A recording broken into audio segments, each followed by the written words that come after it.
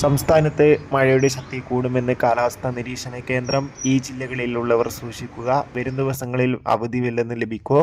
ആ ഒരു അപ്ഡേഷനാണ് ഇന്നൊരു വീഡിയോ ഭാഗത്ത്. വീഡിയോയിലേക്ക് വരുമ്പോൾ വീഡിയോ ലൈക്ക് ചെയ്യുക, ചാനൽ സബ്സ്ക്രൈബ് ചെയ്യാൻ വേണ്ടി ശ്രമിക്കുക.